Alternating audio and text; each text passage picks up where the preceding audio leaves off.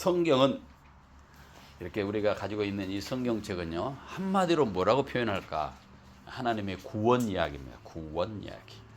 하나님께서 인류를 향한 구원의 이야기다.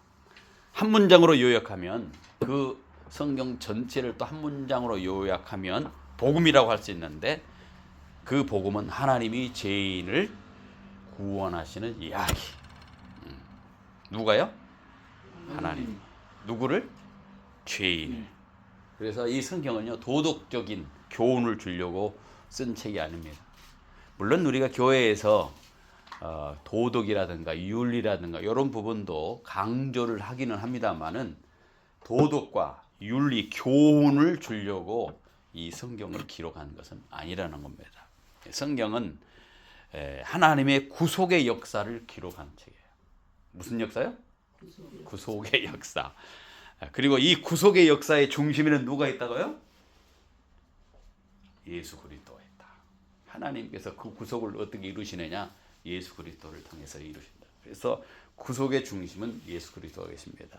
오늘 본문 우리가 읽었던 사도 바울은요, 이렇게 복음에 대해서 선언을 합니다. 내가 복음을 부끄러워하지 아니한다.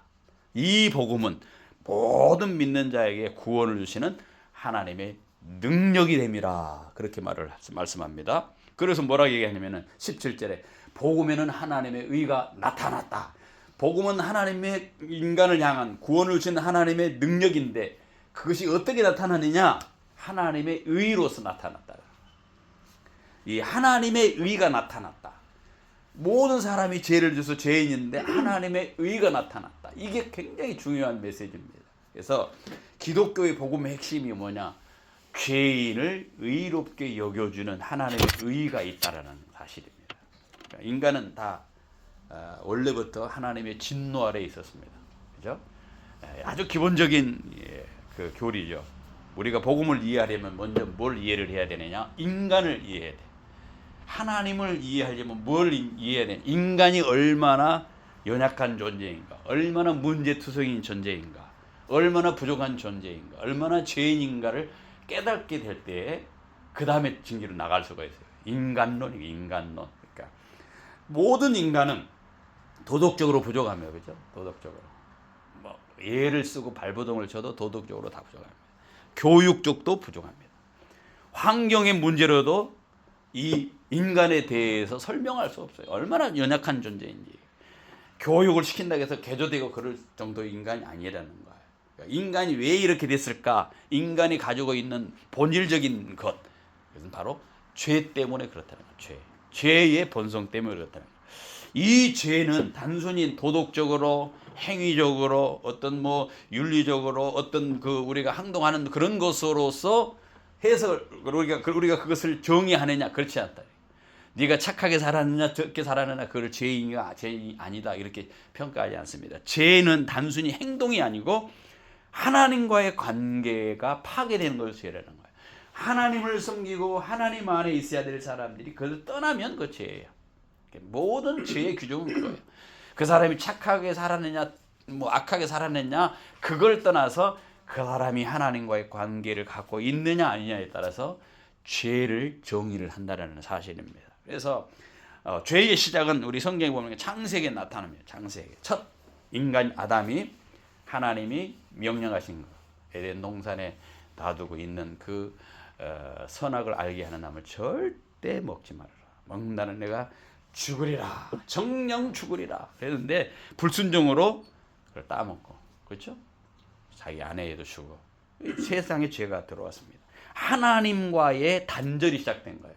하나님을 즐겁게 섬기고 하나님과 교통하게 살 수 있도록 길을 항상 열어놓는데, 단 증거는 나는 하나님이고 너는 인간이다라고 하는 어떤 기준점이 있어야 될 거 아니에요. 하나님이 그것을 에덴에 있는 동산에 있는 나무를 만들었고 이것을 먹지 말라는 거예요. 다른 거 다 먹는데 요거는 따먹으면 안 된다. 이걸 먹으면은 내가 하나님이 된 것처럼 될 수 있으니까 그렇게 하면, 이것이 기준이에요.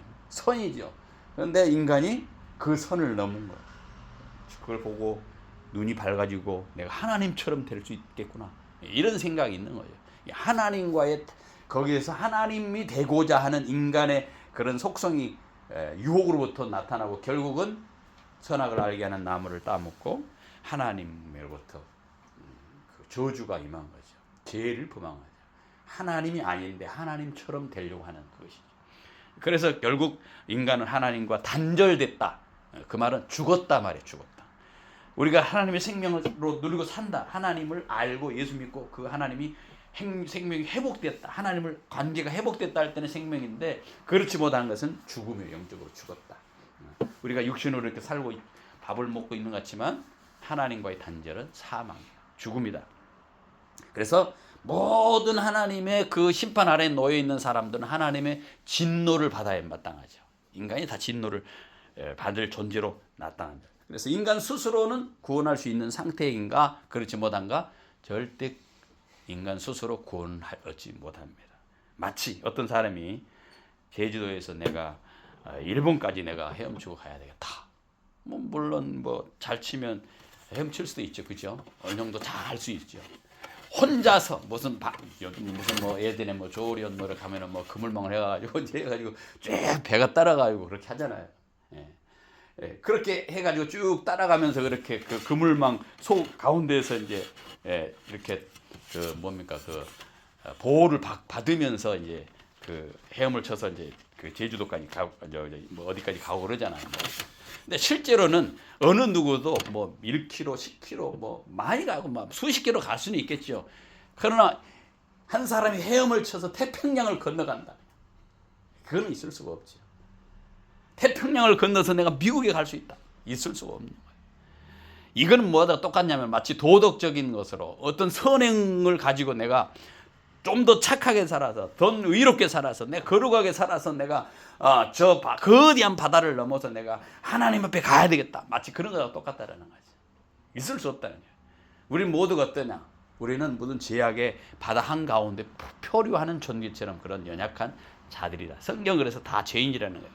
우리 성경 한번 찾아요. 로마서 3장 10절 이하의 말씀을 같이 한번 봅니다. 로마서 3장 10절에 있는 말씀 같이 찾았으면 3장 10절에 있는 말씀 같이 10절부터 12절 말씀을 읽습니다. 시작. 기록된 바 의인은 없나니 하나도 없으니 깨닫는 자도 없고 하나님을 찾는 자도 없고 다 치우쳐 함께 무익한 자가요 선을 행하는 자가 없나니 하나도 없도다. 자, 여기서 인간이 어떤 존재인가? 도저히 인간으로서는 의인을 자처할 수 없다. 의인은 하나도 없다라는 하나도 없다. 성경에서 로마서에서는 인간이 누구냐? 의인이 없다. 다 죄인이다. 그걸 선언을 하는 거예요. 그 죄인에게 필요한 건 뭐예요? 죄를 해결할 수 있는 길이 필요하겠죠. 그렇죠? 인간이 해결할 수 없는 문제, 뭐 도덕으로 어떤 사람은 도덕으로 그걸 한번 극복해 보려고 해요. 어떤 사람은 종교를 통해서 자기의 어떤 뭐 해탈을 통해서 선을 통해서 이렇게 하나님께 나아가려고 발버둥을 칩니다. 그러나 성경은 말합니다. 도저히 인간의 행위로는 불가능하다. 율법으로는 인간이 의롭게 될 수가 없다. 아예 몹을 박아놨습니다. 왜냐하면 율법은 죄를 드러내는 거. 네가 얼마나 죄인지 아느냐, 네가 어떤 죄를 범하는 줄 아느냐, 그거를 드러내기 위해서 율법이 우리에게 주어졌다는 거예요. 그래서 자기의 본질을 깨닫게 만드는 거죠. 여러분, 우리 성경을 보면은 성경을 보지 않는 때하고 성경을 볼 때하고 다르죠. 물론 우리가 많이 교육을 받았고 훈련되어 있기 때문에 어느 정도 내가 죄를 범하고 있거나 그걸 알지만 성경을 보면 어때요? 율법을 보면 어때요? 내가 얼마나 더 죄인인가 더 드러나게 되죠. 그죠? 그래서 로마서 1장 9절부터 쭉 3장 9절부터 쭉 31절에 보니까 율법은 죄를 깨닫게 하는 거예요. 하나님이 율법을 주는 죄를 깨닫게 십계명을 주는 게 뭐냐? 살인하지 말라, 간음하지 말라, 도둑질하지 말라 이거 있잖아요. 이런 것은 우리가 죄를 얼마나 지을 수 있는 존재인가를 깨닫게 해주는 데 목적이 있지. 그죠? 그래서 짓지 말라고 그런 데 목적이 있고 그것을 통해서 죄의 심각성이 어떤 것인가. 죄를 보면 어떤 일이 벌어지는가. 그것을 깨닫게 위해서 십계명도 주고 이런 율법들을 우리에게 줬다라는 거죠. 그러니까 갈라디아서 3장의 표현에 의하면 율법은 몽학 선생이래. 진짜에 있는 곳으로 인도하는 길일 뿐이라는 거죠. 자, 진짜가 뭐냐면 진짜가. 율법으로는 인간이 이렇게 할 수 없다라는 거야. 도저히 율법으로는 불가능하다. 죄를 드러낼 뿐이고 죄를 제거하지는 못한단 말이야. 그래서 인간이 완전히 다른 해결책이 우리에게 필요하는데 그게 뭐냐? 하나님은 로마서를 통해서 그것이 복음이라고 말해요. 복음. 사도 바울은 복음에 대해서 얘기하고 있는 거예요. 그 해결할 방법이 있다. 그게 뭐냐? 복음이네. 복음. 좋은 소식이다. 하나님이 우리에게 준 최고의 선물이다. 복음은 하나님께로 나아가는 길이 아니라 하나님께서 인간에게 오신 길이에요. 잘 드세요. 복음은 내가 하나님께 나아가는 길을 얘기하는 것이 아니고 하나님이 어떻게 인간을 찾아왔는가를 얘기하는 것이 복음이라는 거예요. 그 사건이 바로 누구의 사건입니까? 예수님께서 십자가에서 죽으신 사건. 그거예요. 예수님은 죄 없는 삶을 사셨습니다. 우리의 죄를 대신 짊어지고 십자가에서 죽으셨습니다. 그것을 우리는 대속이라. 대속. 우리 대신해서 죄를 속하기 위해서 죽으셨다. 그리고 하나님은 예수님을 그 죽음에서 살리셨어요. 끝나는 것이 아니고 부활하는 것을 통해서 하나님이 죄를 구원하신다라는 것을 보여주신 사건이 바로 예수님의 십자가 사건이고 그 길을 하나님이 예비했다. 하나님. 인간이 얘기한 거 아니에요. 하나님이 준비하신 구원의 길을 우리에게 허락해 주셨다는 거예요. 그 로마서 우리가 이제 1장에 있는 17절에 있는 말씀을 보면은요. 거기에 중요한 메시지가 나와줘요. 복음에는 하나님의 의가 나타났다. 하나님이 제시한 어떤 길이 나타나요. 그게 뭐냐? 하나님의 의다라는 거예요. 여기서 하나님의 의는 뭔가? 하나님의 의는 뭔가? 세 가지로 설명을 할 수 있어요. 첫 번째 하나님의 의는요. 죄를 심판하신다라는 거예요. 하나님은 거룩한 분이잖아요. 자, 우리가 하나님 앞에 나가서 교제할 수 있으면 어떻게 해야 돼요? 우리도 거룩해야 되죠. 우리에게 죄가 없어야 돼. 죄가 있는 사람이 죄 앞으로 나가면은 하나님 앞에 나가면 죽을 수밖에 없어요. 죄인은 의로우신 하나님 앞에 나갈 수 없어요. 죄인은 죽어야 돼. 그 죄가로 말미암아 죽는 존재라는 거예요. 그러면 하나님 앞에 의로우신 분 앞에 나아갈 수 있려고 어떻게 해야 되느냐? 우리가 죄가 없어야 되잖아요. 그죠? 하나님은 그 속성상 하나님의 속성상 공의로우신 분이라고 말하는 공의로우신 분.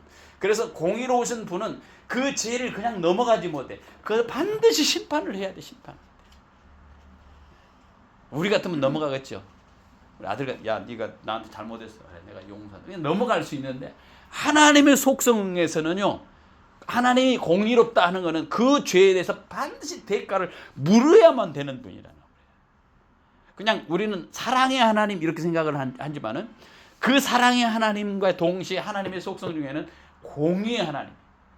그 죄를 묻고 사랑하시지 그 죄에 대해서 따지고 완전히 죄값을 치르고 사랑하시지 무조건 다 덮어놓고 사랑하는 그런 건 아니라는 거예요. 그 분이 바로 뭐냐? 하나님의 공의로우신 하나님. 그 하나님의 공의를 어디에서 드러내느냐? 그 심판하시는 하나님을 어떻게 우리가 볼 수 있느냐? 바로 예수님께서 십자가에 죽는 것을 통해서 그 죄를 심판을 했다. 그 심판의 죄가를 치러야 돼. 공의로운 심판이 이루어졌다. 그래서 하나님은 의롭다. 복음에는 하나님의 의가 나타났다라는 것은 하나님은 죄에 대해서 심판하시는 하나님으로서 나타났다는 거예요. 두 번째, 이 하나님의 의는요. 하나님이 죄인을 의롭게 하실 수 있다는 의예요. 놀라운 사실은 하나님이 심판만 하는 것이 아니라 죄인을 어떻게 해준다고요? 의롭게 해주실 수 있는 분이에요. 그 의롭게 하시기 위해서 무슨 일을 하셨느냐? 예수님이 우리의 죄를 담당하게 하시고 하나님이 믿는 그 예수 그리스도를 믿는 사람들을 어떻게 여기냐? 의롭다고 여겨주는 거예요. 아까 말했죠. 반드시 죄를 물어야 돼요. 어떻게 물을 것인가? 예수님 앞에 물었던 거예요. 예수님이 그 심판을 당하심으로 그 의를 우리가 덧입게 된다라는 거예요. 하나님의 의가 그렇게 나타났다는 거예요. 우리는 죄인입니다. 우리의 죄가 그냥 가만히 있어서 없어지는 것이 아니라 하나님은 우리의 죄를 예수님께 전가시킨 거예요. 그래서 예수님의 의가 우리에게 다시 온 거예요. 예수님이 십자가에 죽으심으로 하나님의 의가 이루어지고 그 의로우심이 이제 다시 내게 나타나게, 나를 죄인이라고 여겨주지 아니하시고 의롭다고 여겨주는, 이게 복음의 아주 핵심적인 교리예요. 그래서 그것을 어떻게 가능하느냐? 아까 말했듯이요. 하나님 편에서 온 거지 내가 한 건 아니라. 철저히 하나님 편에서 선물로 주신 은혜고 선물로 주신 하나님의 복음이었지 내가 어떻게 해서 가진 것은 아니에요. 내가 선을 행해서 뭐 좋은 일을 하고 뭐 구제를 많이 하고 뭐 철야 금식을 하고 그렇게 해서 되어진 것이 아니라는 거예요. 예수님을 보내주시고 그 예수를 영접하게 하시고 그 예수가 대신 나의 죄를 위해서 십자가에 죽었다라는 사실을 믿게 해서 우리의 의가 이루어졌다는 거예요. 또 하나님의 의는요, 어떻게 표현할 수 있냐면은 하나님의 의는 마치 구원을 이루신 신실하신 하나님의 의로 생각을 할 수 있어요. 앞서 말했던 하나님의 의는요, 말했던 건 한 판사가 재판을 하는데요. 재판을 하는데 피고인석 죄를 반드시 물어야 되는데 피고인석에 앉아 있는 사람이 누구야? 아들이야. 판사는 공정해야 되죠. 그죠? 그냥 대충 눈치 보고 정치 눈치 보고 저 사람 눈치 보고 하는 것이 아니라 공정해야 되는 거야. 그러니까 아들이 피고인석에 앉아 있음에도 불구하고 죄인으로 앉아 있음에도 불구하고 이 죄에 대해서 분명한 선고를 해야 되겠죠. 너 벌금 얼마다 이렇게 선고해야 돼. 이게 이 재판장이 할 일이에요. 자기 아들이니까 그냥 봐주고 그런 게 아니라는 거예요. 자, 우리가 죄인으로 서 있어요. 하나님이 나의 죄를 물었어요. 너는 벌금 얼마야? 이렇게 물었단 말이죠. 그걸 끝나는 것이 아니라 그 아들이 벌금 얼마를 묻도록 내가 대신 아버지가 벌금형을 받은 아들의 모든 그 벌금을 다 지불을 해. 그리고 이 아들에게 자유를 주는 거예요. 죄인이 아니도록 만들어주는 게. 그게 바로 뭐냐? 아까 말했듯이 하나님이 죄인을 의롭게 해주시는 방법이라는 겁니다.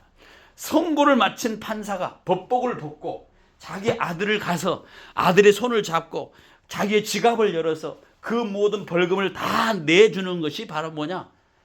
아버지의 사랑인 것처럼 하나님께서 자기 아들 십자가에 내어주시고 그 모든 죄를 감당하시고 우리를 사랑하신 것을 확증했다. 성경은 그렇게 표현을 하고 있어요. 우리 성경 한번 찾아보면 로마서 5장의 8절 말씀, 우리 잘하고 있는 말씀, 로마서 5장 8절에 있는 말씀을 같이 한번 읽어봅니다. 같이 읽습니다. 시작. 우리가 아직 죄인 되었을 때 그리스도께서 우리를 위하여 죽으심으로 하나님께서 우리에 대한 자기의 사랑을 확증하셨느니라. 이게 바로 뭐냐? 칭의, 의롭게 여겨주는. 우리가 아직 죄인 되었을 때, 여기 자주 중요해요. 뭐 그때 가서 로마서 5장 강의하면서 다시 설명하겠습니다만, 우리가 뭐 의롭게 되었을 때가 아니고 착하게 살할 때 아니고 구원을 받을 만한 자격이 있어서가 아니고 우리가 죄인 되었을 때, 죄인 되어서 영원한 사망이를 그런 죄인 되었을 때 그때 했다고. 그때 가망성이 조금이라도 있어서 보고 그런 것이 아니라 이미 싹수가 놀았을 때 싹수가 놀았다.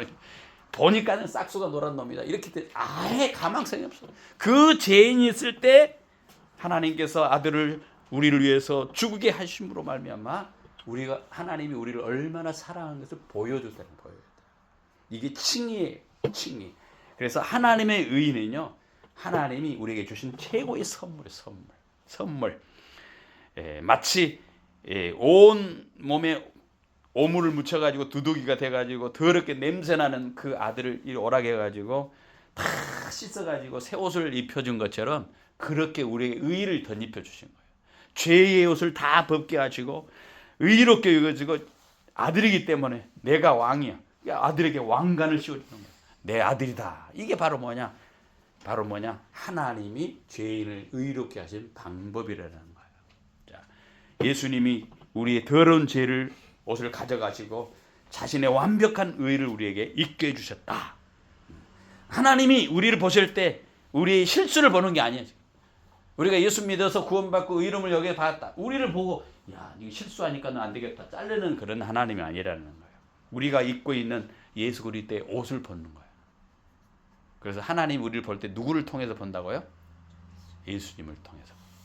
우리가 선글라스를 쓰면은 무엇을 통해서 보죠? 선글라스를 통해서 사람 보잖아요. 파란 선글라스 쓰면 모든 게 다 파래. 여러분 가을에 보면은 경치 좋을 때 있잖아요. 막 단풍이 있는데요. 선글라스를 딱 벗으면 단풍 원래 색깔이 쫙 보이는데 선글라스 딱 하면 전부 단풍이 선글라스 색깔에 다 맞춰져 있어요. 그러잖아요. 그것 마찬가지예요. 하나님이 우리를 보실 때 어떻게 보느냐? 예수 그리스도라고 하는 그 구원이라고 하는 대속함의 그 안경을 통해서 우리를 보기 때문에 우리의 죄를 보실까 안 보실까요? 여러분이 죄를 지는데도 못된 짓을 하고 있는데도 좋은 비유네요. 그 선글라스에다가 못된 비유를 하고 우리 삶을 살아고 있을 때 할지라도 하나님 우리를 보실 때 우리 실수를 보는 것이 아니라 우리가 입고 있는 예수라고 하는 의를 통해서 우리를 보고 있다. 그걸 보신다는 그 하나님의 의가 신실하시다. 그 약속이 아주 신실하신 거예요. 하나님이 우리를 의롭다게 해준 그 약속은요, 뭐 그냥 대충 얼머무리는 그런 약속이 아니라 신실해서 하나님의 의가 신실하다. 약속이 신실하다는 하나님의 의롭다는 약속이 신실하다. 한 번 약속을 하면 반드시 지킨다. 아브라함에게 약속하셨던 그 하나님, 아브라함에게 땅의 모든 족속으로 말하면 너는 복을 받을 것이다. 그 약속이 누구를 통해서 이루어졌다고요? 예수 그리스도를 통해서. 예수 그리스도를 누구든지 믿으면 그 아브라함에 준 약속을 그 복을 얻게 된다는 영생의 복. 그것이 바로 뭐냐? 이 복음이 하나님께서 약속하신 성취되신 그 시간에 나타난 것이 우리 복음이라는 거죠. 자, 이 복음이 어떤 복음이라고 지금 사도 바울은 말을 하고 있느냐? 복음은 이론이 아니라 폭발하는 능력이라고 말합니다. 그래서 16절에 내가 복음을 부끄러워하지 아니하니 이 복음은 모든 믿는 자에게 뭐를 줬다? 구원을 주시는 하나님의 능력이다. 능력이다. 16절에 복음이 뭐라고요? 폭발하는 능력, 구원을 주시는 능력이라는 거예요. 복음은 단순한 사상이 아닙니다. 단순한 이론이 아닙니다. 복음이 뭐라고요? 능력이 있다는 거예요. 능력. 바울은 이 복음을 능력이라고 표현해서 이 능력이라는 말을 우리가 쓰고 있는데 헬라어로 이 능력은요 디나미스라고 하는 단어를 써요. 디나미스라고 하는 단어는 다이나마이트 알죠? 다이나마이트. 동굴을 뭐 뚫을 때 뭐 폭파시킬 때 다이나마이트. 복음이 뭐냐? 그냥 이론이 아니고 그냥 뭐 어떤 그런 것들이 아니고 복음은 능력이다. 폭발시키는 것이다라는 거예요. 뭘 폭발시키겠느냐? 그것이 죄를 폭발시키는 거예요. 가짜를 폭발시키는 수 있는 능력이에요. 복음은요, 복음이 들어가면 진짜가 변화가 일어날 수밖에 없다라는 거예요. 폭발하기 때문에. 다이나마이트처럼 폭발을 하는 거야. 복음은 실제로 사람을 변화시키면 죄인을 변화시켜 의롭게 만들어주는 거죠. 영적인 생명을 갖게 만듭니다. 죽어있는 사람이 살아나는 일을 하게 한다. 복음이 선포될 때 성령께서 사람의 마음을 여시고 그 마음이 하나님에 대해서 전혀 몰랐던 사람이 하나님에 대해서 관심이 뜨거워지게 됩니다. 그 결과 하나님이 보이지 않는 이 사람이 하나님을 알게 되고 하나님을 사랑하게 되고 속에서 거듭남이 이루어지게 됩니다. 사람이 거듭나는 것은 물과 성령으로 거듭난다. 그 말은 뭐냐면 하나님으로부터 돼야 되지 사람으로 되는 거냐. 내가 막 노력을 해가지고 막 책을 많이 읽어가지고 그렇지 않다. 절대 그건 불가능. 거듭나는 것은요 하나님의 힘으로 하나님이 해주시는 거예요. 그래서 복음이 뭐냐? 우리의 영혼을 살리는 거야. 죽은 영혼을 살리는 그런 파워가 능력이 있다고 말씀합니다. 이 복음은요 능력이 어떻게 나타나요? 신분의 바뀜으로 나타납니다. 복음을 믿는 순간 하나님이 선언을 했어요. 너는 의롭다. 죄인인데 하나님이 의롭다. 재판장이 피고인에 있는 죄인을 향해서 이제 너는 죄가 없다, 무죄다. 이게 선언해 주는 거야. 굉장히 큰 의미가 있는 거예요. 정죄가 아니라. 그래서 그 로마서 8장에 누가 우리를 그리스도의 사랑에서 끊겠느냐. 사망이나 뭐 어떤 칼이나 어떤 것도 우리를 그리스도의 사랑에서 끊을 수 없다. 우리 어떤 누구도 우리를 정죄하지 못해. 정죄. 너 죄인이다? 인간적으로 볼 때는 그렇게 말할 수 있어요. 그러나 우리가 복음을 듣고 하나님의 의를 덧입는 사람은 이제 어느 누구도 우리 정죄하지 않습니다. 정죄하지 않습니다. 정죄를 한다. 너냐 율법을 그렇게 지켜 정죄한다. 이거는 사람의 생각이지 복음은 그럴 수 없다라고 아예 못 박았습니다. 그래서 정죄받은 죄인이 아니고 누구다? 하나님의 자녀가 되었다. 정죄에서 죄인에서 사랑받는 하나님의 자녀로 호적이 어떻게 됐다? 옮겨졌다고 그래요.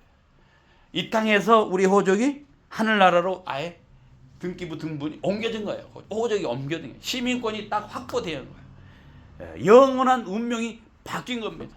운명이 바뀐 거예요. 비록 이렇게 찌질하게 세상에 살아가고 있더라도 우리의 운명이 바뀐 영원한 운명이 바뀐 존재라고 바울은 아예 선언을 하고 있어요. 복음이 어떤 것이 있느냐? 그럴 만한 능력이 있다네. 복음에는 그런 능력이 있다. 파워가 있다. 우리가 믿는 그 복음이 그런 복음인 줄 믿으시기 바랍니다. 그래서 복음을 아는 사람은 삶의 변화가 나타나. 복음을 진짜 아는 사람은 삶의 변화가 나타나. 복음은 단지 신분만 바꾸는 거 아니에요. 안 믿는 사람이 그리스도인이 됐다. 그것은 그냥 이름만 그리스도인으로 바뀐 것이 아니라 삶을 바꾸는 거예요. 성령께서 우리 안에 들어와서 역사합니다. 그래서 복음이 교만한 사람을 겸손하게 만듭니다. 아주 미워하는 사람을 사랑하게 만드는. 그래서 복음이 들어가면은 눈이 확 뒤집으니까 미워하는 사람도 사랑하게 돼. 원수를 사랑해라. 어떻게 가능하냐? 어떻게 가능하겠어요? 복음이 들어가야 가능. 은혜가 들어가고 하나님의 복음이 뭔지 알면은 사랑할 수밖에. 그죠? 우리 성경에 나오잖아요. 엄청난 죄를 지은 사람에게 야, 너 죄를 용서해 준다. 잘 살아라. 그랬는데 자기가 나가가지고 죄 용서받는 다른 사람이 가갖고 그 자기한테 빚진 사람 너 빚 내놔. 지금 용서해 주십시오. 아니 너 마누라하고 네 애기 다 데려와. 아주 모가지를 잡고 막 죽이려고 그러잖아요. 그러니까 주인이 그 얘기를 하는 거야. 가서 예전에 너는 얼마나 큰 죄를 용서받았는데 그것을 기억하고 살아야 되는데 그렇지 못하고 마치 언제 그랬냐는 듯이 다 잊어버리고 자기가 자기에게 죄진 빚 있는 사람을 잡아가지고 그렇게 하려고 하는 그 사람이 얼마나 어리석은 얘기죠. 용서를 받은 사람은 용서할 수밖에 없는 존재라는 거예요. 왜 우리가 사랑해야 되냐? 사랑받았기 때문에 사랑하는 거예요. 그래서 그런 말이죠. 사랑받지 못한 사람은 사랑 못해. 원리가 있어요. 성경에. 사랑을 받은 사람이 사랑을 한다. 하나님의 사랑을 안 사람이 그 사랑을 하지. 그걸 모르면 사랑 못해. 원수를 사랑하세요. 왼밤 되면 오른쪽 되세요. 이게 누가 가능하냐? 사람으로는 불가능해요. 그렇게 하신 그 사랑을 알면 하나님이 내가 얼마나 어마어마한 그 죄악 가운데서 나를 구원해 준 그 하나님의 사랑을 알면 그 용서를 하면 어떻게 가가지고 용서를 못하느냐죠. 그래서 복음을 알고 이 하나님의 그 의롭게 여겨주시는 이 이치를 안다면 우리가 분명히 다른 사람에게 대해서도 그렇게 나타나게 되어 있다는 거예요. 그래서 겸손하게 만들고 미웠던 사람이 사랑하게도 절망한 사람에게 소망을 줄 수 있는 이것이 바로 뭐냐? 복음을 아는 사람에 나타나는 성품 속에 성화라는 게 성화. 하루아침 안 되잖아요. 내가 교회 나가고 예수 믿는다고 찬양하고 나왔는데 하루아침에 그냥 성격이 확 바뀌어가지고 알겠습니다. 왼쪽 때리면 알겠습니다. 오른쪽 때리면 이렇게 할 수는 없어요. 그런데 점점 바뀌게 된다. 점점. 이 성화를 이루는 거죠. 여러분 우리가 루터 잘 알죠? 마르틴 루터. 교회사에서 아주 중요한 인물입니다. 그 사람이 로마서 1장 17절 말씀을 통해서 완전히 인생이 바뀐 사람이에요. 180도 바뀐 사람이에요. 루터는요 종교 개혁을 일으키기 전에 누구보다도 처절하게 자기 자신의 노력으로 자기 의를 얻으려고 했어요. 의. 내가 이렇게 해서 의롭게 돼야 돼. 그래서 내가 하나님 앞에 가야 되겠다. 그렇게 예를 썼던 사람이에요. 그는 하나님을 아주 작은 죄도 용납하지 않는 무서운 심판자, 공의의 하나님으로만 여겼지 심판을 피하기 위해서 필사적으로 몸부림쳤어요. 하나님은 공의의 하나님, 심판은 죄에 대해서 심판한다고 그랬어. 그래 내가 그 심판을 피하기 위해서 내가 노력을 해야 되겠다. 열심히 노력했다라는 거예요. 루터가 스스로 의로워지기 위해서 행했던 그러한 고행들을 보면은요. 첫 번째 이런 거 있었습니다. 철저하게 금욕과 고행을 했습니다. 수도사 생활을 했어요. 산 속에 들어가죠. 그러니까 요즘 수도원에 가갖고 기도원에 가갖고 세상에 떠나서 거기서 내가 살아야 되겠다. 이렇게 하는 사람 좀 문제가 있는 사람들이에요. 예. 루터는요. 에르푸르트의 아우구스티누스의 그 수도원에 들어가가지고 가장 완벽한 수도사 생활을 했어. 가장 완벽한 수도사 생활을 내가 해야 되겠다. 결심을 했습니다. 그래서 들어가고 뭐를 했냐? 단식을 하는 거, 먹지 않는 거. 그 다음에 철야. 매일씩 굶으면서 기도했습니다. 추운 날씨에도 이불 없이 맨바닥에서 잠을 자면서 육체를 학대를 했어요. 내가 이렇게 살아야 돼. 자기 자신을 채찍질했습니다. 자신의 죄성을 다스리기 위해서 스스로 몸에다가 채찍을 쥐면서 때리기도 했다는 사람입니다. 훗날 그때를 회상하면서 회상하면서 이런 말을 합니다. 그가 만약 수도사의 공로로 천국 갈 수 있는 사람이 있었다면 그것은 바로 나였을 것이다. 내가 그만큼 자신이 있었다.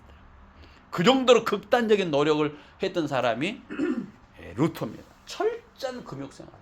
또는 어떻게 했습니까? 그런 강박적인 고해성사를 했습니다. 루터가 아주 사소한 잘못, 예를 들면은 기도 중에 다른 잡념이 딱 들어왔다. 빠짐없이 용서를 받아야 된다고 생각했어요. 그 잡념도 용서받아야 돼요. 그래서 매일 몇 시간마다 자신의 죄를 고백을 했습니다.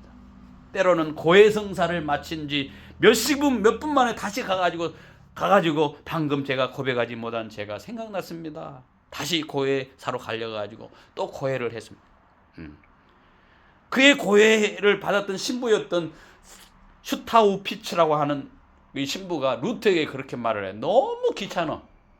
매일 죄지고 조그만 죄를 지도 와서 고해를 하니까 제발 진짜 큰 죄를 짓고 오거나 그를 자잘한 것에 대해서 나를 지치게 하지 말아라. 큰 죄만 가져오고 조그만 것에 대해서 나한테 고해하지 말아라 할 정도로 그렇게 루터가 그 고해성사를 했다라는 거, 자기의 죄를 알고. 뿐만 아니라 당시 중세 교회의 전통에 있어 성스러운 행동을 합니다. 성스러운 행동. 그래서 좋은 일, 성스러운 행동을 하는 것을 통해서 공로를 쌓으려고 무지하게 애를 썼습니다. 그래서 로마를 방문했을 때요, 루터가 예수님이 빌라도에서 재판받으러 올라가셨던 그 빌라도 계단이라는 계단인데, 그 계단을요, 예수님이 빌라도의 재판받으러 계단을 올라가는데 나는 어떻게 그냥 올라갈 수 있겠느냐.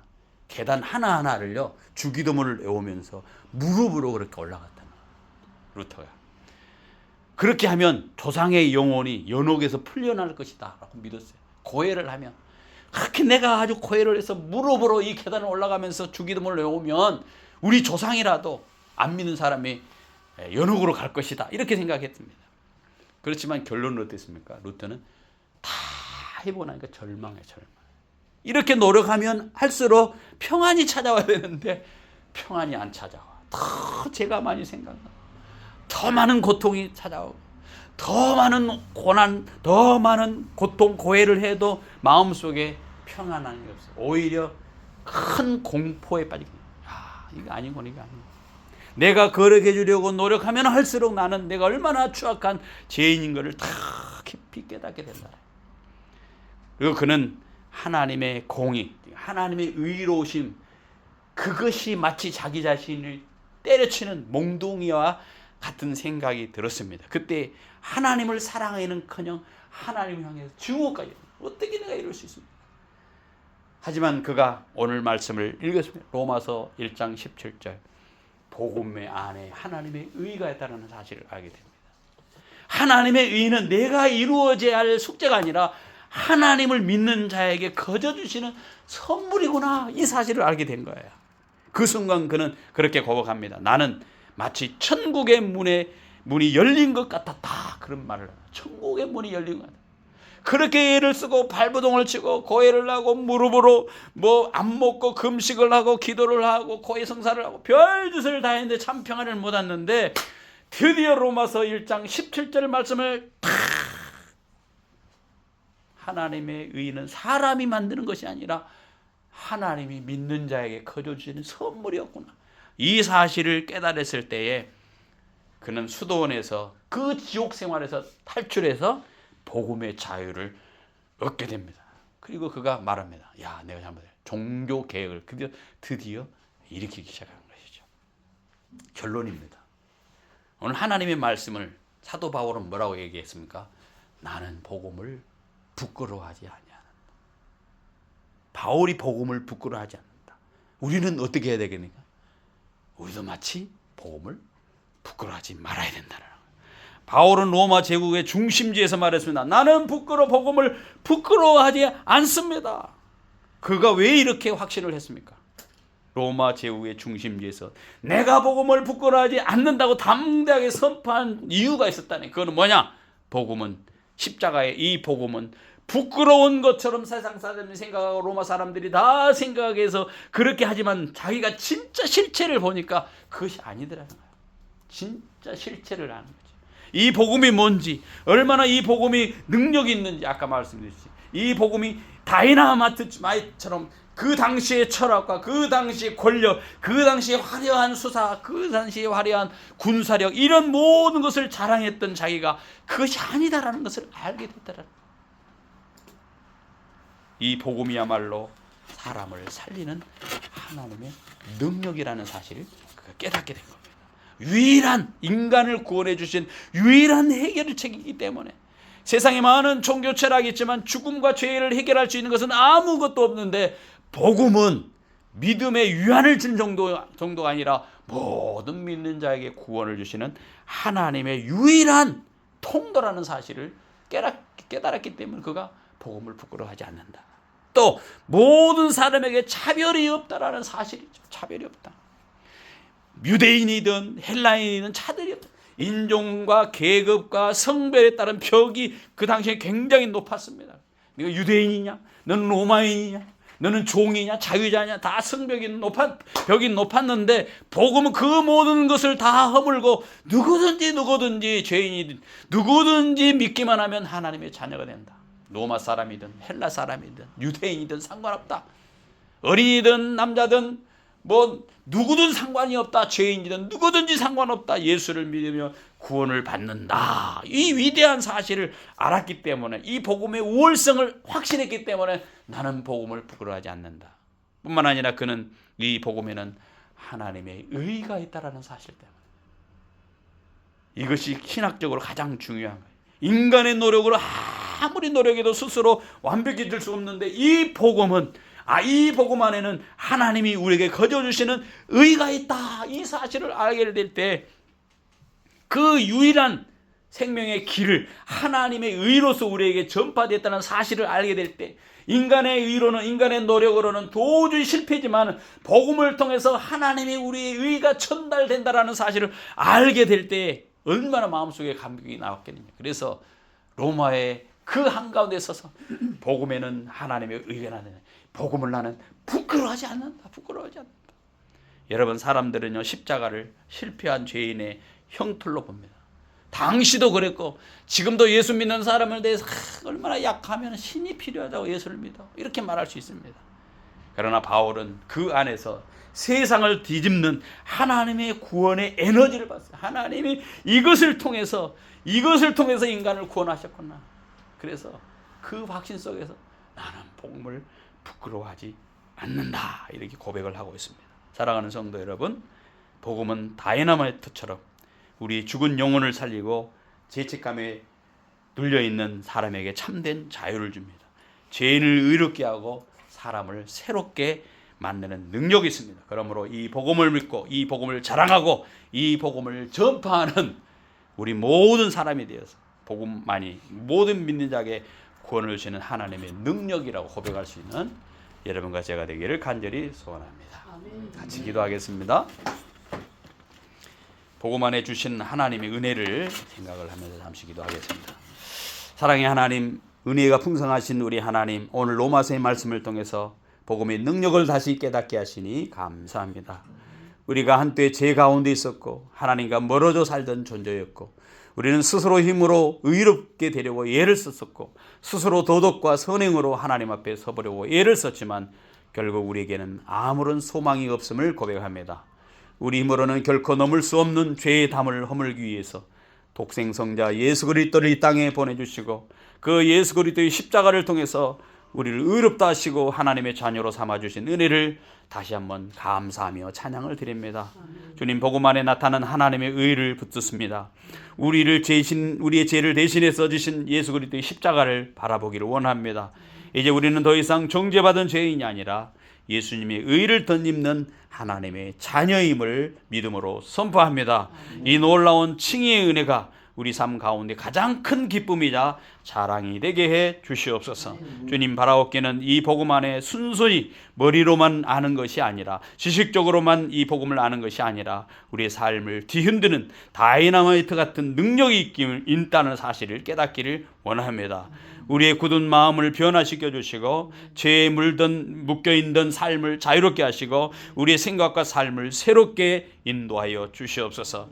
복음은 단순히 말이 아니라 죽은 영혼을 살리는 하나님의 능력인 것을 믿습니다. 죽었던 우리 영혼이 날마다 새롭게 살아나게 하시고 복음의 능력으로 우리의 가정이 살아나고 일터가 변화되고 절망 속에 있는 이들에게 소망을 전하는 통로가 되게 해 주시옵소서. 주님, 우리로 복음을 부끄러워하지 않는 믿음의 사람들이 되게 해주시기를 원합니다. 복음만이 사람을 살리고 세상을 바꿀 수 있는 유일한 길임을 확신하면서 마틴 루터가 경험했던 그 환희와 그 감격, 그 열정이 우리 속에 부어 주시옵소서. 그래서 세상 가치와 시선에 앞서서도 담대하게 복음을 붙들고 복음을 전하며 복음으로 살아가는 삶을 살게 해 주시옵소서. 또 우리 교회를 통해서 많은 영혼들이 복음을 듣게 하시고 죄인이 하나님께 돌아오는 역사가 일어나게 해 주시옵소서. 하나님, 매일매일 삶 가운데 우리를 의롭게 하신 예수 그리스도 은혜를 붙들고 믿음으로 살아가려고 성령께 우리 삶을 맡기며 살아가는, 성령의 인도를 받는 복된 성도들이 되게 해 주옵소서. 우리를 의롭게 하신 우리 주 예수 그리스도 이름으로 간절히 기도하옵나이다. 아멘.